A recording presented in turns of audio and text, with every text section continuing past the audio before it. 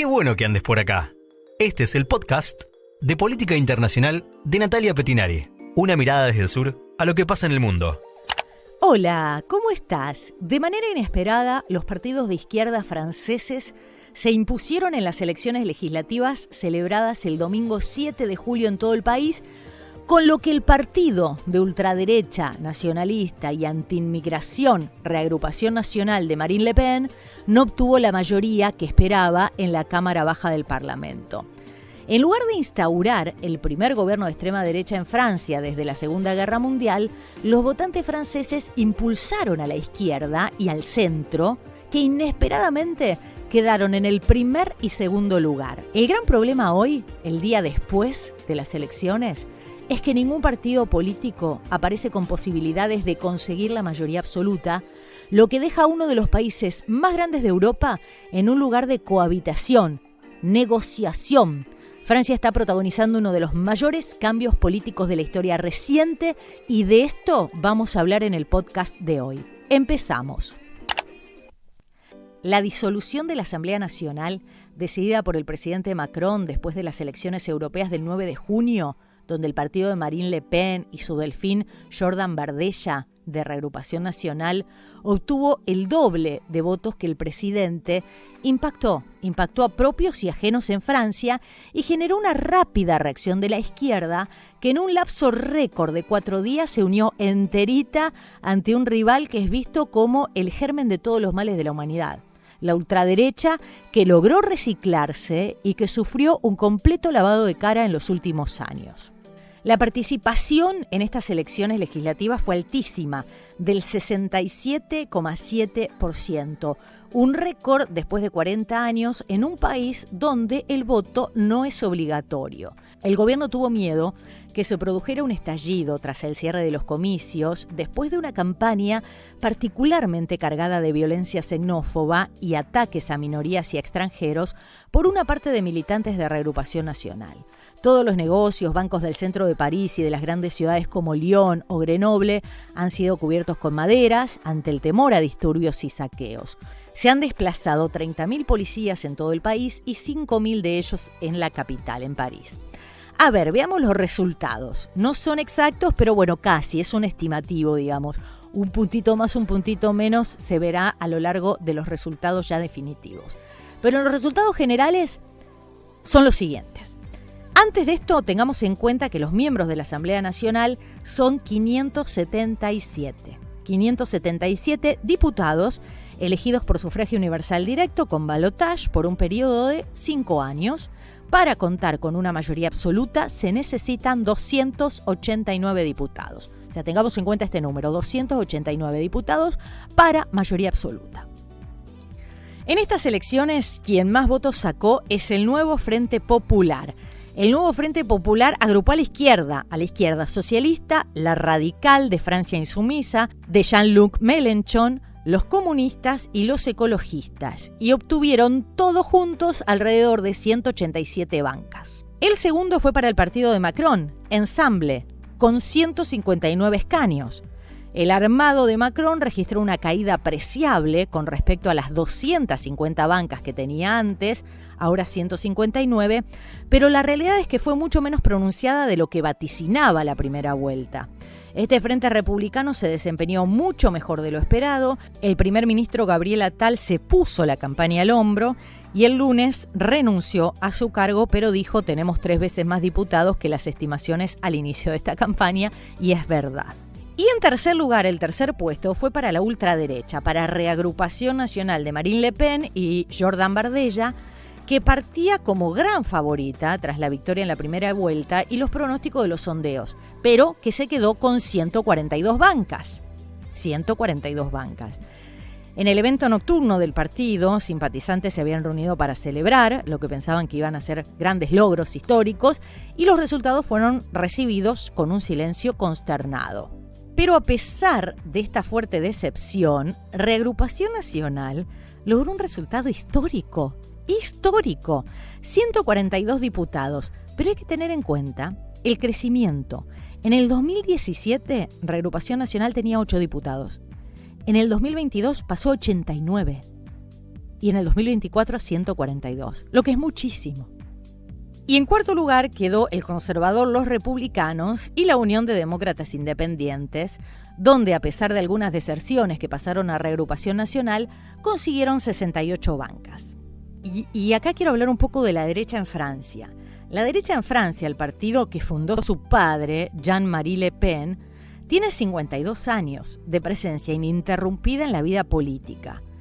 El partido se ha convertido en la fuerza electoral de extrema derecha más perdurable en la historia de Francia y viene alcanzando cada vez más récords históricos de performance electoral. Un partido creado, como te decía, en 1972, llamado en un inicio Frente Nacional, creado por Jean-Marie Le Pen, el padre de Marine Le Pen. Este señor fue su presidente desde su fundación en 1972 hasta enero del 2011 y después, fue expulsado en agosto del 2015. La faceta más reconocida de este partido desde su inicio es la negación a la inmigración en Francia. Y el éxito electoral más grande que tuvo fue en el año 2002, cuando Jean-Marie Le Pen entró en la segunda vuelta de las elecciones presidenciales frente a Jacques Chirac. Como plantea el académico Andrés Reggiani en un artículo que publicó en el 2017 que se llama Persistencia y mutaciones de la extrema derecha francesa, publicado en revista Nueva Sociedad, dice que pese al descrédito que la Segunda Guerra Mundial y el colonialismo supusieron para las posturas ultranacionalistas, autoritarias y xenófobas, la extrema derecha francesa ha demostrado una capacidad de supervivencia y renovación sorprendente que le ha permitido mantenerse activa y conquistar nuevos espacios en contextos más favorables a su prédica. Y Reggiani habla de una desdiabolización continuada por su hija, por Marine Le Pen, que no ha alterado en lo fundamental ni siquiera la ideología ni la estructura del partido, y que el fin sigue siendo el mismo, un partido de extrema derecha, antiliberal, xenófobo, racista y antieuropeo. Bueno, dicho esto, volvamos a las elecciones y qué puede llegar a pasar en Francia.